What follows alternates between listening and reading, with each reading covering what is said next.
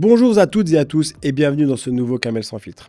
Cet épisode est soutenu par Mixvape. Vous vous souvenez peut-être de Loïc Didlot, son fondateur, qui était passé sur le podcast il y a quelques mois. Je le connais depuis presque 20 ans.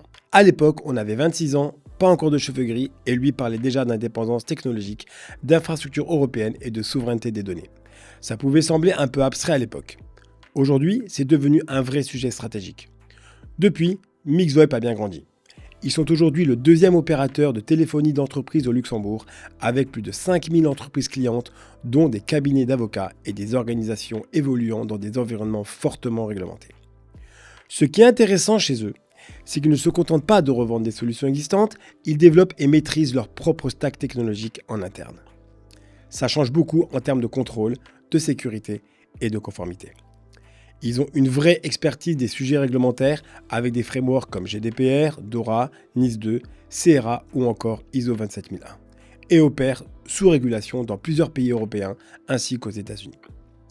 Et justement, quand on parle de régulation, de souveraineté et d'infrastructures critiques, difficile de ne pas faire le lien avec le sujet du jour.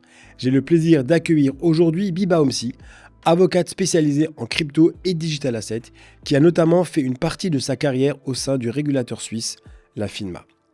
Avec elle, on va parler de régulation, d'innovation, de tokenisation et surtout de la manière dont ces sujets redéfinissent en profondeur la finance et les infrastructures. Bonne écoute à tous et comme d'habitude, n'hésitez pas à liker, à partager et surtout vous abonner.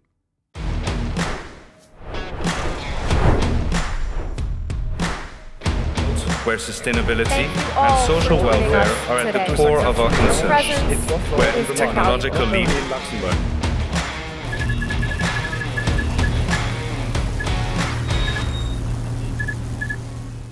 Bonjour Biba. Salut. Comment ça va? Bien et toi? Bah écoute, très bien. Merci de venir ici. Ça fait plaisir. Ouais. Ça fait longtemps qu'on devait se faire ce podcast. Tu es venu de Merci Suisse. pour ta patience. Tu es venu exprès de Suisse. Tu connais la règle de la carte joker ou pas? Non, Bah, si tu la connais parce que tu en as vu avant, mais je veux dire, je sais pas exactement quand est-ce que tu vas me poser les questions et quelles questions tu vas me poser. ok, donc. bah voilà, donc la règle c'est que tu as cette carte joker effectivement et que si tu as une question auquel tu veux pas répondre, tu pourras la sortir à tout moment. D'accord. Ok? Oui. Je te la laisse.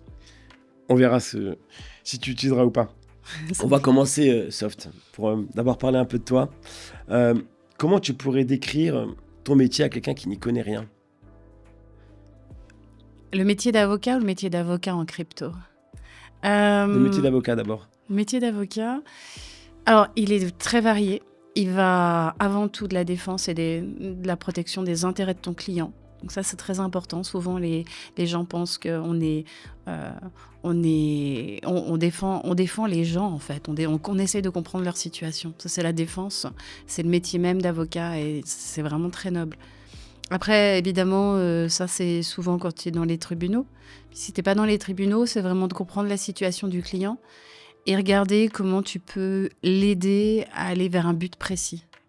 Il te vient avec une idée, il vient avec quelque chose. C'est pas tout souvent des problèmes. Hein. Ça peut être aussi, j'aimerais ce projet, j'aimerais qu'il aille dans cette direction-là. Et souvent, je dis, OK, quel est le must-have, le shall-have et le nice-to-have. C'est-à-dire quel est ce que vous voulez absolument dans votre projet, ce que vous voulez garder. Puis après, on s'arrange. On regarde s'il y a certains éléments qui ne sont pas possibles au niveau légal, parce que les juridictions sont différentes, tu vois. Donc c'est vraiment ça, ce conseil. On va revenir après sur le métier plus précis d'avocat. Mais avant cela, quel a été ton premier job? Oh, j'en ai eu deux. Deux un peu particuliers. Hein. Le premier, c'était d'appeler les gens pour les sondages. Wow. Alors, quand on est obligé, parce que je le faisais pour payer mes études, et donc du coup, quand tu appelles les gens le samedi matin, le dimanche matin. C'est quel genre de sondage? Oui, c'était surtout sur leur habitude de consommation. Il faut avoir un petit peu, faut pas prendre personnellement les remarques qu'on reçoit au téléphone. C'était en Suisse? Oui, c'était en Suisse. Je commençais à l'université, tu vois. Ok. Donc comment t'es atterri en Suisse? Je suis née en Suisse. Ok. Je suis née en Suisse. J'ai grandi dans le sud de la France et ensuite je suis revenue en Suisse. Et j'ai fait mes études à la fois en France, à Chambéry, et après à Lausanne. Donc j'ai grandi un peu partout, née à Genève, grandi à Cannes, après Chambéry, je suis revenue à Genève, à Lausanne, à Berne pour la FINMA, et à Luxembourg. Et l'histoire, c'est quoi? Donc tes parents, je pense qu'ils sont pas suisses. Non, Ouais. ma mère est franco-suisse et mon père est égypto-libanais, donc ça fait un beau mélange. Mon père est arrivé très très jeune à cause des nationalisations à l'époque. Voilà, c'est l'histoire de la vie, hein, c'est-à-dire qu'on perd tout et puis on recommence. C'était quoi les nationalisations? C'était en Égypte, c'était un mouvement politique, un mouvement social avec des forces de chaque côté et puis certains qui perdent ce qu'ils ont créé en fait. On connaît assez peu, nous. En fait, on a grandi en Europe où finalement on se rend compte que c'est évident que ce qu'on construit est à nous, quoi. Et donc il est parti très jeune, il est venu en Suisse. Il est revenu en Suisse et il a commencé c'est assez cliché, mais des études et à travailler très vite dans l'horlogerie quand il avait 12-13 ans. En Suisse. Donc en Suisse, ouais. D'abord les études et puis après le travail. Et pour parler des études, donc toi tu as fait quoi comme études? Donc tu les as fait où déjà? J'ai fait mes études, j'ai fait un double diplôme, donc j'ai fait deux filières de droit en même temps. J'ai fait une filière en France et une filière en Suisse pour connaître à la fois le droit français et européen et le droit suisse. Ce qui m'a permis de toujours jongler entre les deux juridictions, ce que j'ai toujours adoré en fait. Tu faisais en même temps? Oui, c'était un programme un peu particulier. Tu passais ta première et ta deuxième année de droit en même temps, ta troisième et quatrième année de droit en même temps dans un pays, et tu recommençais. Tu faisais première et deuxième année de droit en même temps et troisième et quatrième droit en Et même pourquoi temps. tu as choisi le droit? C'était une vocation pour toi depuis tout petit ou Je voulais être juge pour enfants au départ. Je voulais soutenir... j'ai toujours aimé le côté règles sociales versus... j'ai toujours trouvé que le droit était un moyen, comme un autre, d'aider. Tu peux aider au niveau social, au niveau humain, au niveau... t'as plein de tools, en fait. Et le droit en était un, pour aider les gens. Donc finalement, tu n'as pas fait juge? Non, j'ai pas fait juge parce que je suis tombée sur un juge j'avais 9-10 ans, j'ai essayé d'appeler pour pouvoir comprendre. À 9-10 ans déjà? Ouais. Ouais. Et puis finalement, je crois qu'en fait, il y avait peut-être aussi un côté un peu trop émotionnel. Quand j'ai fait mon barreau, on devait aussi... j'ai fait ce qu'on appelle des nominations d'office, donc c'est-à-dire que tu soutiens les gens qui n'ont pas la possibilité de payer, en fait. Et là, j'ai eu des cas... J'ai pris aussi, encore une fois, les côtés enfants. Donc, j'ai défendu des enfants. Et j'avais des cas très graves. C'était dur. C'était très, très dur. Ouais. Et au niveau émotionnel, tu t'es dit... c'est là que tu t'es... Étonnamment, je pense qu'il faut plus de recul au niveau émotionnel quand tu fais ce travail-là. Et je crois que je ne l'avais pas. Faut être plus froid ou... sentir moins d'émotions? Faut être plus cartésien. Je dirais pas froid, hein, parce qu'il faut quand même comprendre les émotions, il faut comprendre la situation. Mais il faut être un peu plus cartésien. Enfin, arriver à prendre de la distance. De toute façon, tu dois toujours prendre de la distance. Mais... Et du coup, tu t'es dit, je vais faire plutôt droit des affaires? Et j'ai adoré la finance. J'ai eu un cours à l'université. J'hésitais entre les deux, ce qui était complètement à l'opposé. Et j'avais un cours à l'université sur la finance. Et j'ai adoré ça. Quand j'ai fait mon barreau, on avait mon stage d'avocat, on avait beaucoup de choses différentes. Et j'ai tout de suite beaucoup aimé. Et quand j'ai eu le brevet, je suis tout de suite allée chez le régulateur, en fait. Direct, dès que tu as quitté le barreau, tu es rentrée à Alors, la FINMA? oui, c'est ça? j'avais des jobs à côté. Mais effectivement, quand j'ai eu le barreau, je suis rentrée tout de suite à la FINMA. Donc du coup, c'était plutôt un plan clair ou ça a été plutôt fait d'opportunités? Comment tu fais pour rentrer à la FINMA déjà? J'ai postulé, puis j'ai eu les entretiens. Okay. C'est tout simple. Tout simplement. Oui.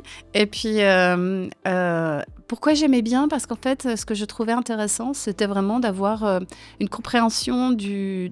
Donc, mes parents n'ont pas fait d'études. Hein. Donc, j'avais pas du tout toute cette exposition de complexité. Et c'est vrai que j'avais vraiment envie de comprendre. Et quand tu es chez un régulateur, tu vois tout, en fait. Et j'ai eu la chance de pouvoir rentrer là-bas. On parlera après des régulateurs. J'ai une ou deux questions à ce sujet. Donc, à quel moment tu t'es dit, OK, là, je suis vraiment à ma place. C'est ce métier-là que je suis contente de faire, que je voulais faire. Quand j'ai fondé mon étude, parce qu'en fait, j'adore accompagner les clients. Ils ont tous des idées incroyables. C'est tellement chouette. Vraiment, c'est là où je me suis dit, voilà, j'apprécie ce que je fais. Enfin, je suis là pour les aider, pour voir où est-ce que je peux les aider le mieux à structurer leur projet. C'est chouette quand même. Oui. Et C'est vraiment chouette. Est-ce que c'est plutôt un esprit entrepreneurial qu'il faut avoir dans ce cas-là? Oui. Enfin, ça dépend, parce que ça dépend des clients aussi, hein. On a les clients qui nous ressemblent, on a les clients qui fit. De toute façon, ça se voit très vite quand un client sent que ça va pas jouer pour toi. Et au départ, je pensais vraiment de me dire, il faudrait que je puisse avoir ce client, je l'aimerais bien l'avoir. Mais au final, il faut que tu aies les clients qui fit avec toi. J'ai un parcours de régulateur, de compliance. Il faut déjà que les clients avec lesquels on travaille, ils comprennent que j'ai une structure que j'amène. Et donc, c'est différent, tu vois. Et tu es du genre à vouloir changer la structure en fonction du client ou justement tu es figé ou assez droite, pour pas faire de jeu de mots dans... Non, je crois juste que j'essaie d'expliquer, c'est facile dans le réglementaire d'expliquer quelles sont les attentes en fait. Souvent quand les gens vont aller dans le réglementaire, dans la compliance, ils savent qu'il y a quand même des règles. La seule chose, c'est qu'ils ne savent pas à quel point les règles est applicable, comment elle est applicable. Il faut arriver à trouver à la fois du pragmatisme, si on arrive à trouver du pragmatisme dedans, mais aussi en leur expliquant qu'il y a quand même des règles. Et ces règles-là, elles sont faites pour protéger les investisseurs ou pour protéger certains setups, en fait. À quoi ressemble une journée type pour toi ? C'est hyper cliché, mais je pense quasiment jamais la même, en fait. Parce qu'il y a bon, évidemment, il y a tout ce qui est email, call avec les clients, mais ça peut être aussi des voyages, des conférences. Ça peut être... Là, j'ai eu un call ce matin d'une cliente, un prospect cliente, et elle a vraiment une situation de crise. Et c'est vrai que on ajuste, tu vois. On ajuste l'agenda. Ça dépend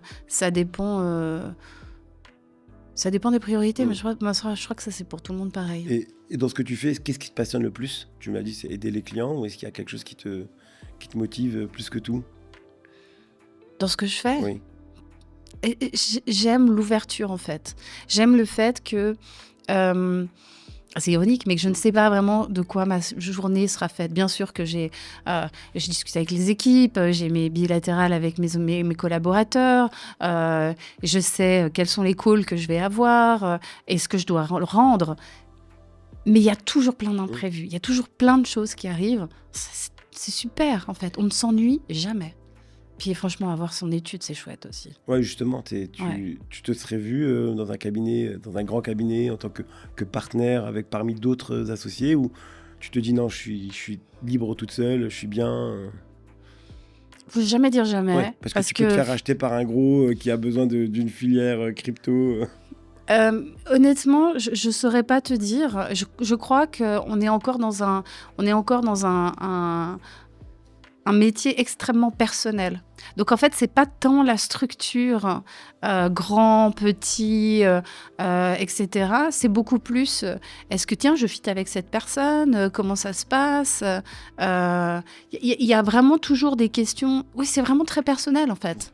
Pourtant, il y a des fois des sociétés qui se disent, je vais plutôt prendre tel gros cabinet ou tel grand nom, rien que pour le nom. Oui. Parce que ils savent que ça sera peut-être, ils pensent que ça sera plus simple. De passer ou d'avoir une licence ou d'avoir... non ou... Totalement, ça c'est clair. Il y en a pour tout le monde, honnêtement. J'ai la chance de pouvoir avoir des clients super. C'est des institutionnels, la plupart de mes clients, c'est pas des privés. Ça reste des institutionnels. Donc, c'est facile de discuter avec une banque, un asset manager... Et je crois que ça fit bien parce que j'ai la compliance, j'ai été à l'interne aussi, j'ai été à l'externe, j'ai été chez le régulateur, donc j'ai un peu une vision 360. Mais si les clients se sentent mieux accompagnés par une grande étude, tu vois, ça marchera pas du coup s'ils se sentent qu'ils ont besoin d'une grande étude. Il y a aucun problème. Hein. Franchement, il y a aucun problème. Aujourd'hui, tu fais tout toute seule, tu as des associés avec toi, tu as des avocats qui... J'ai des collaborateurs. J'ai des collaborateurs à Luxembourg et j'en ai aussi en Suisse. Et ils ont chacun leur force. Ils sont très différents. Et ils ont chacun leur force, que ce soit dans la compliance, la crypto, le contractuel. Oui, je ne fais pas toute seule. Je suis incapable de faire toute seule. Chacun apporte sa pierre. Et quelle est pour toi la plus grande idée reçue ou les plus grandes idées reçues sur le métier d'avocat? Moi, j'en ai un. Ah oui? Tu veux les dire maintenant? Non, c'est pas des idées reçues. Je connais bien, je connais bien ce secteur. Alors, quels sont les meilleurs? Je dirais... J'en ai deux qui me viennent. La première, c'est le fait de dire, et ça c'est énormément véhiculé par les séries, comme quoi on arrive et puis on plaide, ou alors il y a un deal stratégique. C'est beaucoup de travail de dossier. Hein. C'est beaucoup de travail de dossier et beaucoup de travail. Honnêtement, c'est pas comme la série Suite. Non, c'est ça, tu vois. C'est exactement ça. Je pense que tu as version 1 du contrat, version 2 du contrat, version 3 du contrat, version finale du contrat, version finale du contrat, tu vois. Ça, c'est un. Et la deuxième aussi, qui est assez véhiculée, c'est les clients pensent, et alors c'est encore plus flagrant, c'est flagrant dans le côté contractuel, qu'on utilise des templates et qu'en fait, au final, on a juste besoin de faire le template. La situation, elles sont toutes différentes, et encore plus dans le domaine de l'innovation et de la crypto, parce qu'ils viennent souvent avec des nouveaux modèles qui sont innovants. Tu ne peux pas faire copier-coller. Justement, on va rebondir sur ça, parce que c'est une question que j'aurais posée après, mais... avec ChatGPT, avec l'IA. Ouais. Tout le monde aujourd'hui va sur ChatGPT ou et demande des conseils ou autre. Est-ce que tu ne penses pas que ça peut un peu disrupter votre métier? Je pense que ça peut disrupter pour probablement ce qui est hyper standardisé. D'accord? Donc, si tu as plus probablement en common law, parce qu'en fait, en common law, c'est tout ce qui est écrit reste, tandis qu'en droit continental comme nous, il y a beaucoup de sujets à l'interprétation. Tu peux avoir un article en droit suisse qui est sur la bonne foi. D'accord? Voilà. Comment tu vas interpréter ta bonne foi? Tu peux encore regarder la jurisprudence. En réglementaire, c'est assez compliqué parce que tu n'as pas de jurisprudence non plus. Tu as beaucoup d'analyses au cas par cas. Le régulateur le dit toujours, tous les cas ne sont pas les mêmes. Il faut pouvoir analyser, il faut pouvoir dire, OK, ça c'est la règle qui protège les investisseurs. On a l'impression que c'est ce business model qui est là. On va essayer de comprendre si ça rentre. Et c'est ce que j'ai adoré dans les cryptos d'ailleurs. C'est qu'en fait, tu devais avoir... C'est le terme disruptif, mais c'est vrai en fait. Tu avais des règles particulières établies depuis des années sur des business models. Et ça changeait la donne. Il fallait réinterpréter les bases et les principes et savoir si on arrivait à aller dans cette direction avec les règles qu'on avait à l'époque. Et si on n'arrivait vraiment pas à faire rentrer le business model dans ces règles-là, et il a fallu faire de la réglementation pour adapter. Et justement, là, tu dis l'idée reçue, comme quoi on arrive, tout est facile, mais est-ce que tu ne penses pas que des fois, certains clients ou des gens peuvent sous-estimer le métier? Non, il y a vraiment... Pour te dire la vérité, je pense que encore plus dans le domaine réglementaire et puis de crypto, moins que dans peut-être des éléments qui sont plus standardisés, les gens sous-estiment vraiment le travail qu'on a. Et très, très souvent, en fait, on fait honnêtement plus d'heures que ce qu'on facture, pour dire la vérité. Justement, on prend de facture. Ouais. Le trait des reçus, c'est qu'on pense que les avocats gagnent plein de fric. Mais ouais. Alors, probablement, je veux dire, mais c'est très disparate. Ouais. Très disparate. Moi, j'ai choisi d'être aussi à mon compte parce que je pouvais adapter mon calendrier, mes horaires ton aussi. Work-life balance. Si t'en as... Ouais, alors les avocats, j'avais lu une fois, je sais pas si je vais le lire correctement, dans les avocats, tu dois choisir entre ta famille, tes clients, ta santé et tes hobbies. Et en général, t'en as toujours 2 que t'arrives à faire, mais pas les 4. Et toi, tu arrives à faire lesquels pour l'instant? Ouais, la famille, clairement, et le travail. J'aimerais faire du sport, j'aimerais faire des hobbies. Euh, Au Luxembourg, alors ça, c'est mon idée reçue, j'ai l'impression qu'il y a trop d'avocats, qu'il y en a plein, il y en a partout. Ouais. Est-ce que toi, tu ressens ça aussi? Ou est-ce que non, t'es avocate, donc tu vas pas me dire oui, mais je trouve qu'il y a trop d'avocats. Pour moi, il n'y a vraiment pas trop d'avocats parce qu'en fait, le droit touche tous les domaines de ta vie. Tu vas avoir le côté, je sais pas moi, médical, tu vas avoir le côté de la circulation routière, tu vas avoir le côté, bien sûr, finance. Dans la finance, tu vas avoir beaucoup de domaines différents. J'ai pas l'impression qu'il y a vraiment trop d'avocats. Probablement que les avocats vont aux events aussi.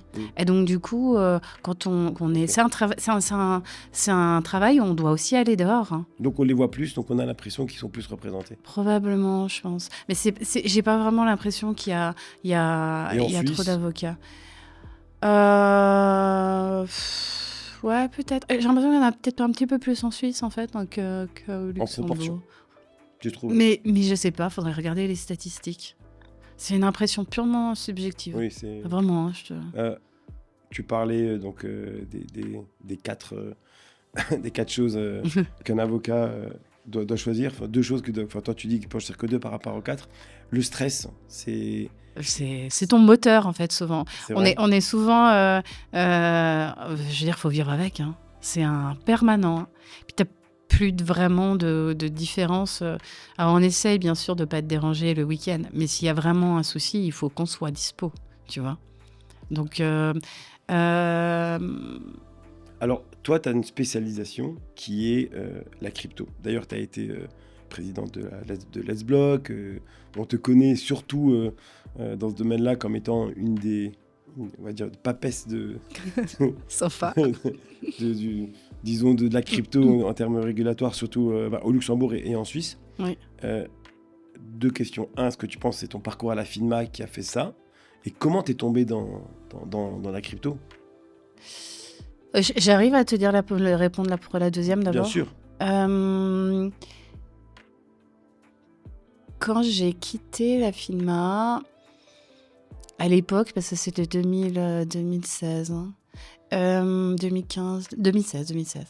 Et il y avait beaucoup sur le crowdfunding, il y avait très peu sur la crypto. On entendait la crypto, mais pas tant que ça. Moi, j'étais vraiment déjà intéressée, même à l'intérieur. On avait la chance d'avoir des séminaires. Et je suis rentrée dedans et j'ai un très bon ami qui était sur tout ce qui était technologique, un professeur à l'université à Neuchâtel. Et on a commencé à parler d'innovation, de technologie. Et tout d'un coup, il m'a dit « Ah, mais viens, je vais te présenter des gens. Ils ont un projet très sympa. » Et c'était, alors pour ceux qui connaissent la crypto, c'était le projet qui s'appelait The DAO, qui était la DAO, et qui a été en fait... et je voyais tous ces gens autour de la table parler de ça. J'ai eu la possibilité de rencontrer des pionniers et des précurseurs, notamment à Neuchâtel, en Suisse, dans ce domaine-là. Et j'avais... c'est incroyable. Je me disais, ok, je viens avec mes réflexes de droit réglementaire traditionnel. Je disais, ah, mais c'est ça. Je me disais, non, t'as pas compris. Hein, parce que c'est un nouveau système, c'est décentralisé, c'est distribué, tout le monde a la même information en même temps. Et au fur et à mesure, je me suis dit, à chaque fois que je pensais comprendre, je comprenais pas. Ça me renvoyait à mes basiques. Et j'ai adoré. Je me suis dit, waouh, ça veut dire qu'en fait, il faut que je reprenne les basiques de la finance et que j'essaye de comprendre ces basiques-là pour cette nouvelle technologie. Et justement, en parlant de basiques, est-ce que tu peux expliquer ce que c'est, mais vraiment d'une manière assez facile, oui, à quelqu'un qui vraiment n'y connaît rien du tout? C'est quoi la blockchain et c'est quoi les cryptos? La blockchain, c'est un moyen. La blockchain, c'est un moyen de transmettre des informations de manière la même pour tout le monde, quasiment instantanée. Et cette information, tu lui donnes la valeur que tu souhaites. Okay. Ça peut être des informations qui équivaut à de la valeur monétaire, ou ça peut être autre chose. Et cette autre chose, c'est la Ça, crypto. ça peut être, par exemple, des informations.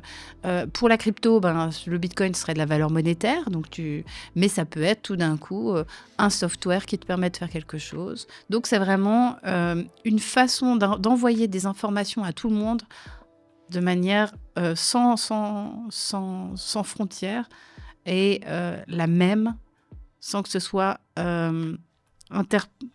pris par un intermédiaire.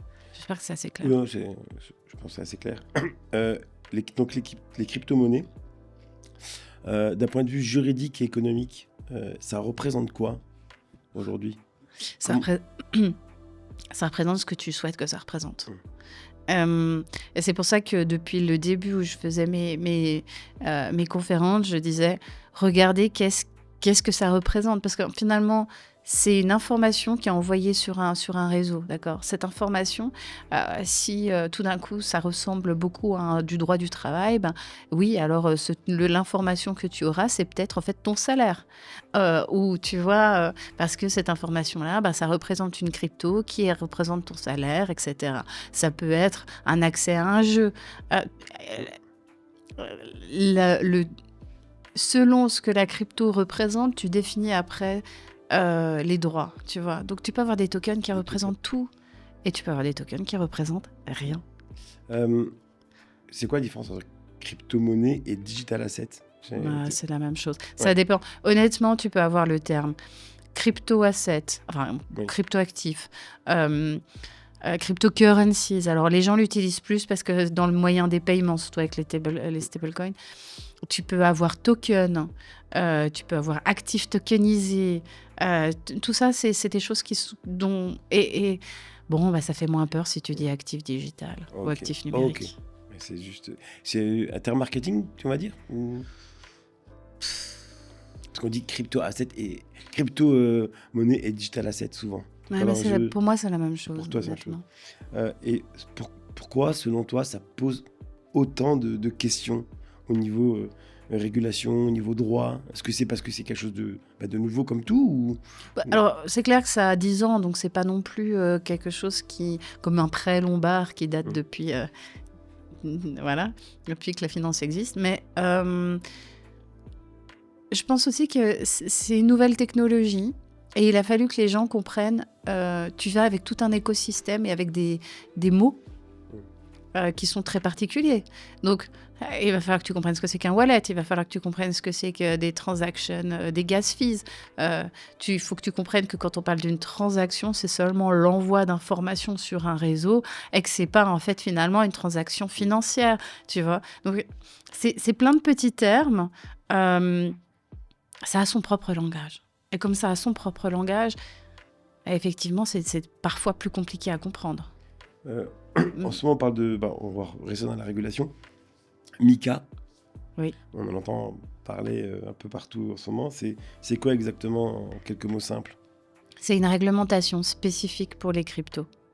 Comme tu avais une réglementation spécifique pour ce qu'on appelle les instruments financiers comme les actions, les obligations, l'Union européenne a décidé de faire une réglementation qui est applicable pour tout le monde de la même façon, partout en Europe. Et ça change quoi pour le marché? Pour le marché, ça change qu'il faille que tu ailles un agrément. Si tu souhaites faire le commerce en tant que professionnel de ces cryptos. Si tu veux faire l'advice, si tu veux... Pour toi, c'est du nouveau business qui arrive donc? C'est une bonne nouvelle? Oui. Alors, il y a une très grosse compétition des pays entre eux, étonnamment. Okay. Donc, il y a encore beaucoup de questions qui se posent. Donc, le délai pour être... parce qu'en fait, certains avaient une autre forme d'autorisation. On dirait de l'enregistrement, plus ou moins. Ou c'était plutôt... Exactement. Certains pays avaient déjà... Certains n'avaient rien fait, mais certains pays avaient déjà mis en place, le Luxembourg aussi, un enregistrement qui était beaucoup plus focalisé sur la lutte contre le blanchiment d'argent, le financement du terrorisme. Et là, tu passes sur un agrément beaucoup plus lourd. Il y a un délai qui arrive bientôt. Tous ces gens-là, s'ils n'ont pas l'agrément, c'est terminé. C'est quand? C'est en... Question piège. C'est en juin 2026. Ok, donc ça reste encore en... Ah, et Ouais. cette année, donc... Ouais. Le problème qu'il y a, et que je vois énormément, surtout, je dois avouer, en France, hein, j'en vois beaucoup, un petit peu moins au Luxembourg, euh, c'est cette consolidation des acteurs. Parce que souvent, c'était des acteurs qui étaient petits et qui, en fait, n'ont peut-être pas forcément la finance, les moyens d'aller vers un agrément. Et donc, eux, que va-t-il se passer? Donc, il y a eu beaucoup d'achats, etc., etc. Et donc, tu penses que le régulateur, il arrive à suivre le rythme de ça? C'est compliqué, hein. Moi, j'ai beaucoup de compréhension pour le régulateur, je dois avouer, hein. Parce que, en plus, les régulateurs, ils sont entre les autorités, entre l'autorité européenne en milieu bancaire, j'essaie de pas trop utiliser le terme anglais, je suis désolée. C'est quoi? C'est le ESMA et puis EBA. Oui. Donc, EBA, c'est pour le bancaire. ESMA, c'est plus pour le côté marché financier. Donc là, c'est ESMA pour MiCA? Il y a de les deux, Ok, les ça deux. dépend. Ok. Mais majoritairement ESMA. Donc, tu as ce côté-là qui donne des règlements, pas des réglementations, mais des recommandations, des best practices, etc., etc. J'essaie de ne pas utiliser de termes trop techniques, hein. Oui. Et puis, tu as ceux qui sont impactés, qui veulent l'agrément. Et au mieux, tu as les régulateurs qui, eux, doivent considérer ce qui est émis, pas le transposer parce que c'est directement applicable, mais en tout cas, reprendre tout ça dans leur day-to-day pour pouvoir permettre les agréments. Tu as les gens qui demandent les agréments. Donc, tu es au milieu, tu as beaucoup de demandes, c'est en mouvement. C'est pas, honnêtement, c'est pas facile, hein. Mais techniquement, comment ça se passe? Eux donnent l'agrément et ensuite, ils redemandent en fait à l'ESMA ou l'EBA, c'est fini? Non, c'est à chaque régulateur. Puis, on est des êtres humains, on a chacun notre culture. Et il est clair que même si on a une réglementation qui est applicable pour tout le monde, avec ESMA et EBA qui donnent des informations, chaque pays a sa culture. Donc en fait, même comme ça, il va y avoir des disparités dans la façon dont les agréments sont donnés. Ok. Donc, qu'est-ce qui va se passer? Les gens vont voir, est-ce que je vais ici? Est-ce que je vais là? Comment est-ce que je fais? Etc. Et ils vont choisir le Luxembourg, à ton avis, plus que d'autres? Ça dépend encore une fois du business model. Je le dis souvent, je pense que Luxembourg a énormément à offrir au ce qui est côté institutionnel, parce que tu as une énorme expertise. Au final, même si tu as une nouvelle classe d'actifs, tu es doué dans un domaine particulier. Luxembourg, c'est les fonds, ok, ou l'asset management de manière générale, aussi sur certains produits. Donc, on est plus enclin à aller et à se mettre avec des acteurs qui connaissent déjà la place et qui vont développer ce genre de produit. Je ne sais pas que je suis assez claire, mais je vois. tu vois, ça dépend Tu vois une vraiment des différence pays. entre la Suisse et le Luxembourg à ce niveau-là, au niveau du régulateur? Toi, tu as bossé pour le régulateur suisse, mais... Je trouve le régulateur luxembourgeois très, très présent sur les conférences, à discuter, à être ouvert. Et ça, on le voit pas. Mais pas que la Suisse, hein, mais ça, on le voit pas souvent, hein. Donc ça, c'est vraiment impressionnant. Dans le sens où ils sont plus ouverts à la discussion, où ils sont... C'est quoi ton... Et c'est ça, c'est que je pense qu'il y a eu toujours cette idée de vraiment dire, OK, venez avec votre business model, on vous dit pas que vous aurez l'agrément, mais en tout cas, on va pouvoir discuter. Après... Plus business friendly, tu penses? Non, mais en fait, c'est assez compliqué parce que business friendly, je sais pas, parce que c'est toujours une expression très... Oui. Enfin, ils doivent faire leur job aussi, hein. C'est ça. Mais ce que je veux dire, c'est que c'est assez marrant parce que tu as l'Union européenne avec un cadre relativement rigide, hein, d'accord, avec une compliance assez poussée. Et des régulateurs qui, quand même, doivent voir si ça correspond un peu à la culture du pays.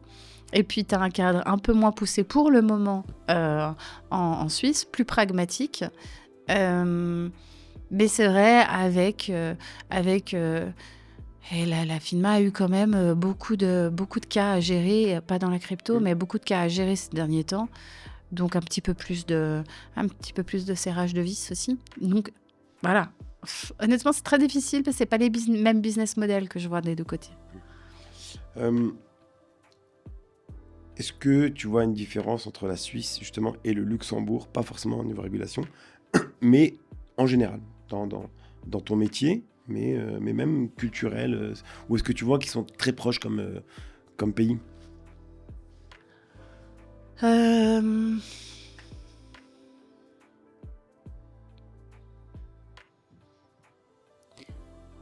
Tu fais souvent je l'aller-retour? suis en train de réfléchir parce que c'est vrai, hein, vraiment.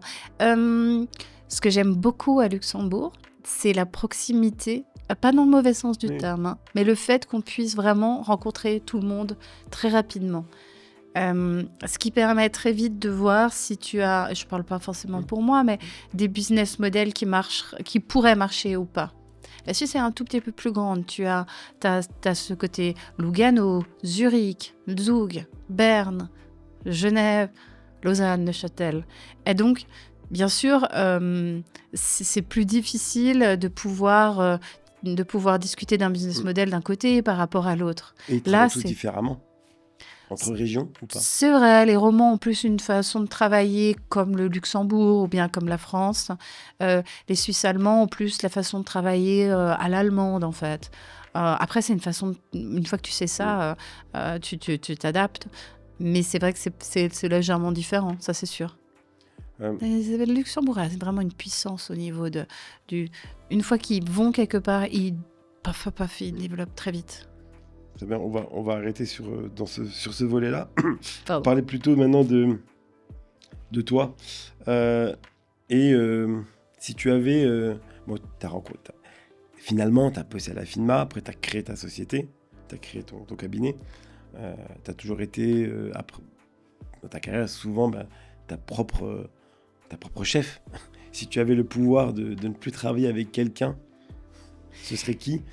Alors, entre la FINMA et puis mon étude, j'ai travaillé pour une banque. Ok.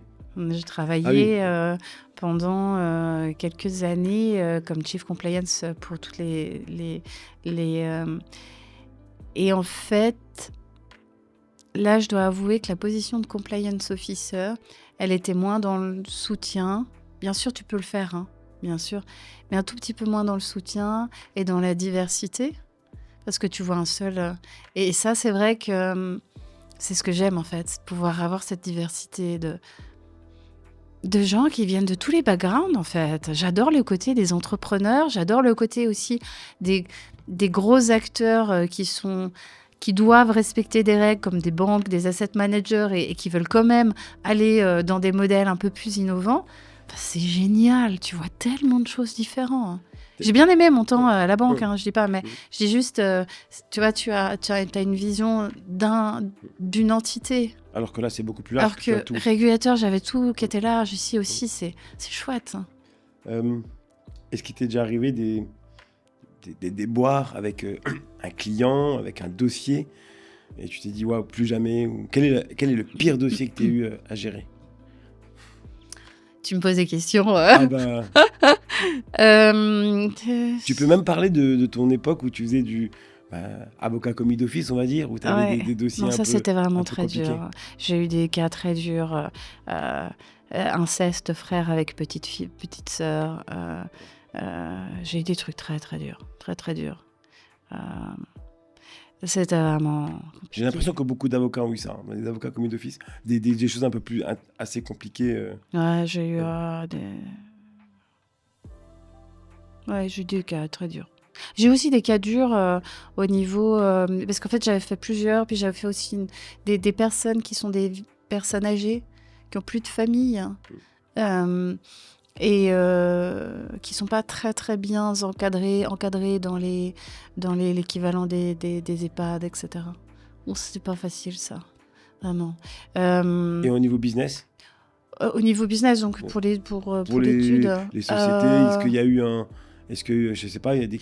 Ce dont j'ai toujours peur, c'est que c'était souvent le cas au début de la crypto, maintenant ça va un peu mieux, mon nom soit associé à des projets.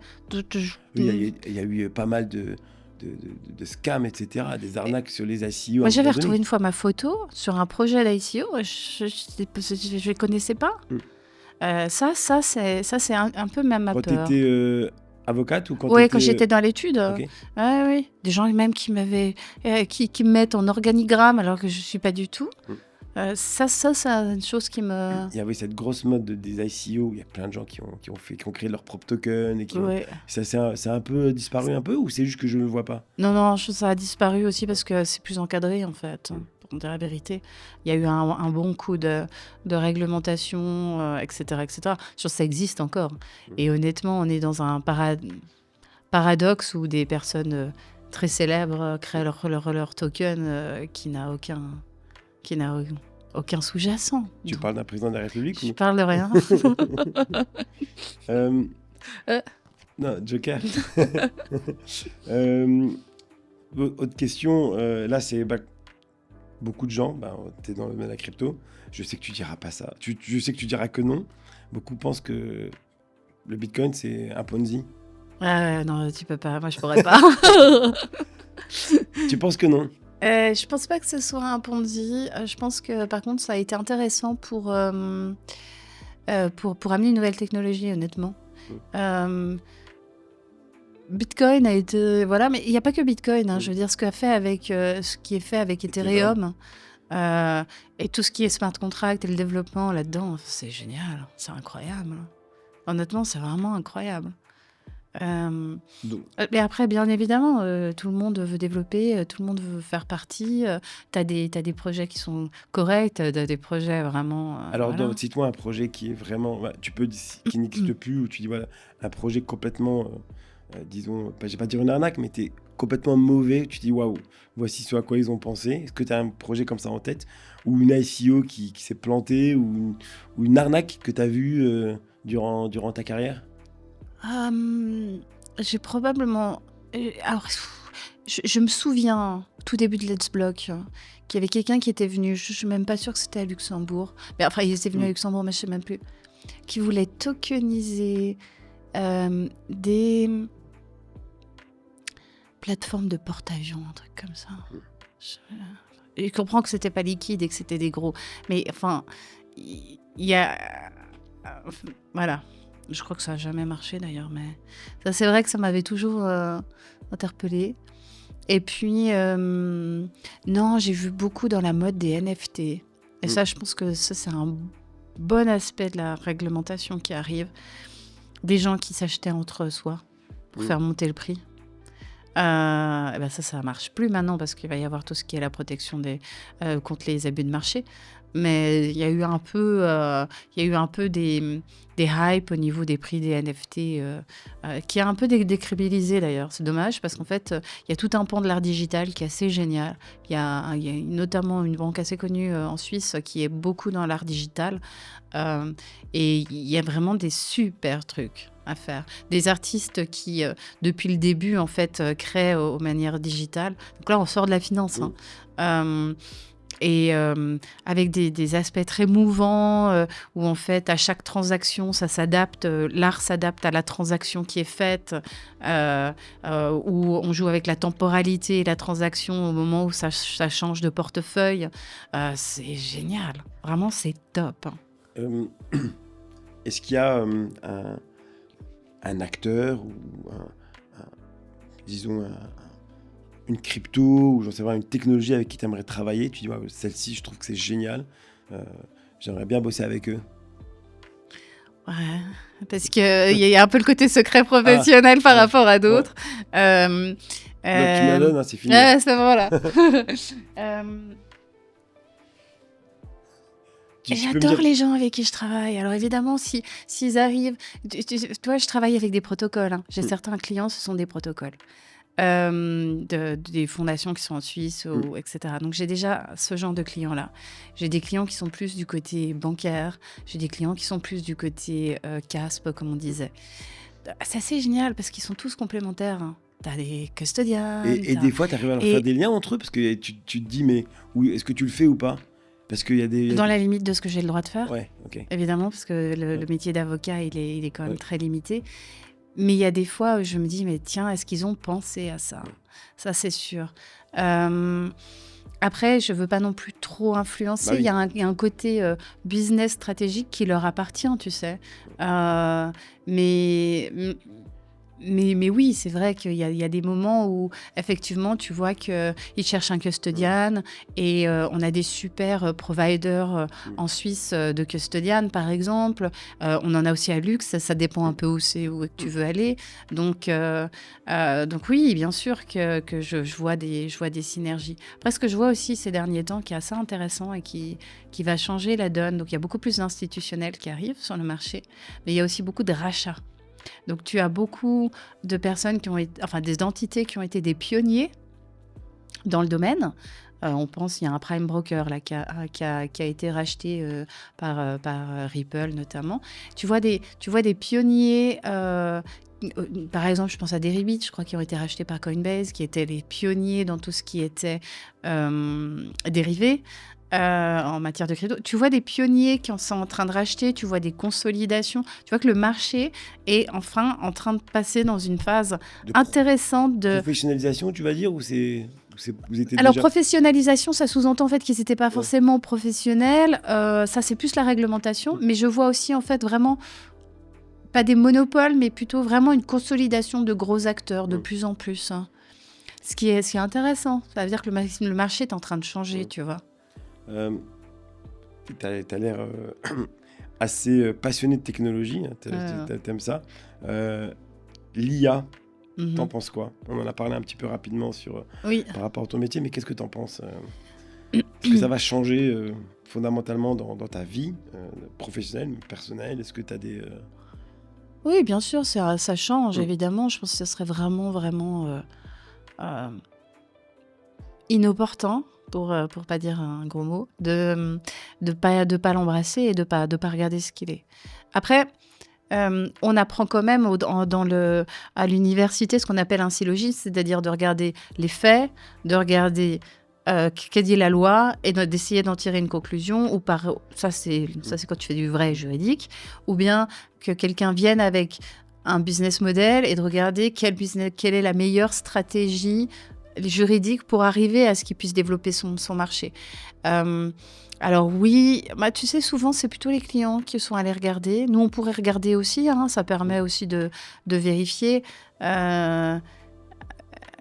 Mais de ce que j'ai vu, c'est pas encore... Toi, tu Alors, n'utilises rien. Si, bien sûr, mais... Tu vas pas mettre un contrat effectivement comme ça sur ChatGPT parce que voilà, c'est non, impossible. non, bien sûr que non. Mais après, tu as des solutions in-house que tu peux développer, hein, qui sont... Oui. t'as pas besoin d'aller sur les sites externes. Mais ça t'apporte une base, c'est intéressant. Mais jamais je me suis dit, ah tiens, ouais, j'avais pas Ça te vu fait gagner du temps? Est-ce que ça fait gagner du temps? Ça fait gagner du temps pour tout ce qui est traduction, etc. Ce qui est intéressant aussi, c'est peut-être utiliser l'IA pour la gestion de tes documents, mais aussi à l'interne pour l'entreprise. Ça, c'est vraiment très intéressant. C'est-à-dire d'utiliser l'IA pour tout ce qui est organisation de l'étude. Ça m'a fait un gain de fou, hein. Qu'est-ce qu'on dit pas assez sur le métier d'avocat? Ouais, il y a tellement de choses qui est dit. Qu'est-ce qu'on ne dit pas assez? Honnêtement, ce que j'aurais aimé qu'on me dise quand je suis rentrée, je le savais déjà, j'ai toujours beaucoup travaillé, mais que ça demande beaucoup de travail. Quoi qu'on en dise, ça demande quand même beaucoup de travail. C'est pas un contrat, on le revoit pas en une demi-heure. C'est un contrat, on n'arrive pas. Si on veut vraiment. C'est marrant parce que j'ai eu un cas.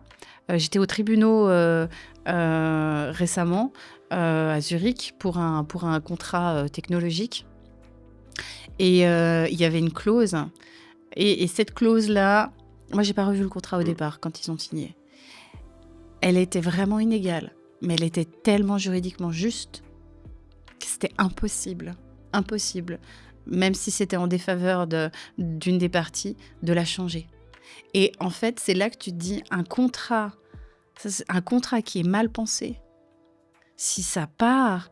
Alors moi, j'ai fait très peu de litigation. Là, c'était vraiment une question très technique. C'est un tribunal de commerce, c'est vraiment très, très, très technique. Mais un contrat qui est mal pensé, qui a été fait trop à la va-vite, si ça part aux tribunaux, ça peut être vraiment... Je parle de centaines de milliers de francs. Donc, Qu'est-ce que tu aimes le moins dans le milieu, ou dans l'écosystème? l'écosystème crypto ou l'écosystème... L'écosystème business et après business. crypto. Je sais pas, j'adore vraiment. T'aimes J'aime tout. beaucoup. Et Il y a bien une chose que t'aimes pas. ouais, il y a une chose que j'aime pas, c'est le fait que j'aimerais pouvoir avoir un meilleur work balance, c'est sûr. Mais C'est trop time consuming, ça. c'est quand même assez time consuming. Mais en fait, j'aime ça, c'est ça le truc, c'est j'adore ce que je fais. J'adore ce que je fais. J'adore ce que je fais, vraiment. Mais c'est vrai que des fois, je me dis, si j'étais employée, j'aurais peut-être des vacances. Mais en fait, j'aime ce que je fais, en fait. Enfin, je pense que ça doit être la même chose pour toi, mis à part ça. Je sais pas. Non, j'aime ce que je fais aussi. Après, je suis toujours en vacances. Bah, c'est ça. T'es Euh, toujours dispo. Quel est le meilleur conseil de carrière qu'on t'ait donné? De pas avoir une carrière toute tracée. Ça, c'est vrai. On m'a dit aussi avoir plus confiance en soi, mais je veux dire, quand t'es jeune, t'as pas confiance en toi. Mais Quand t'es jeune, t'as pas confiance en toi, tu penses? en tout cas, moi, j'avais pas confiance en moi, clairement pas. Non. Jusqu'à maintenant, c'est vrai que c'est difficile de parler de soi. Ouais. Et là, maintenant, aujourd'hui, t'as plus confiance en toi? Plus que celle qui avait 18 ans, c'est certain. Après, à quel point, je sais pas. Et t'as eu un mentor? T'as eu des mentors dans ta vie? Ou quelqu'un qui t'inspire? J'ai mes parents, hein. C'est cliché, mais je te jure, c'est vraiment mes parents. Ils les ont tellement poussés pour qu'on puisse aller faire des études que... Mes gars, ouais.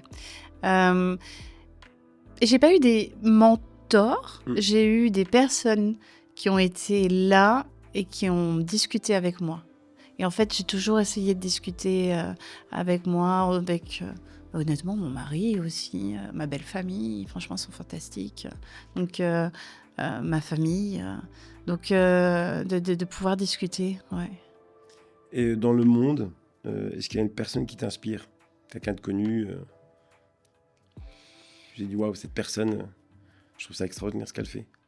Alors, je suis très impressionnée par les entrepreneurs de manière générale.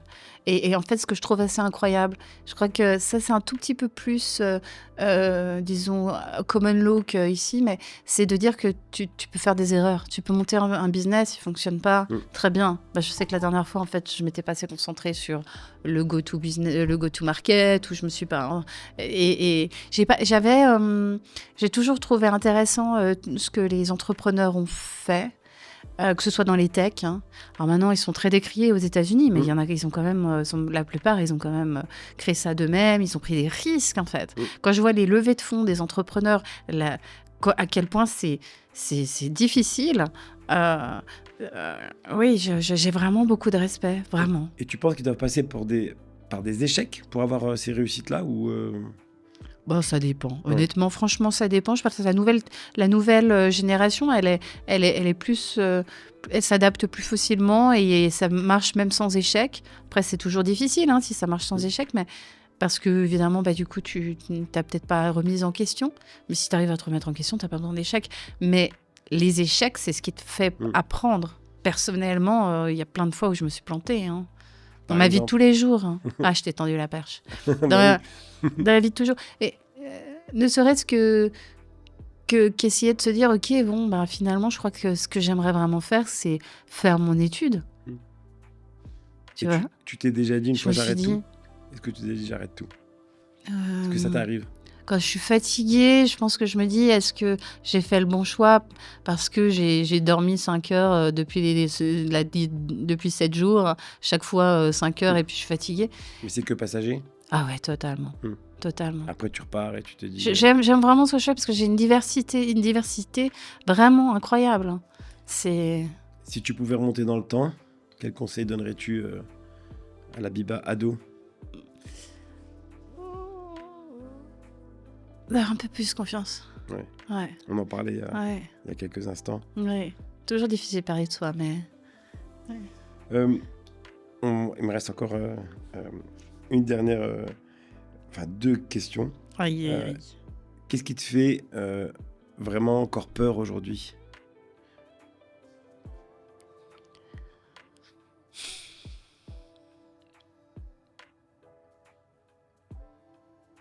En dehors de la famille, évidemment, parce qu'il Oui, faut en dehors des toujours, trucs, voilà. oui. Euh,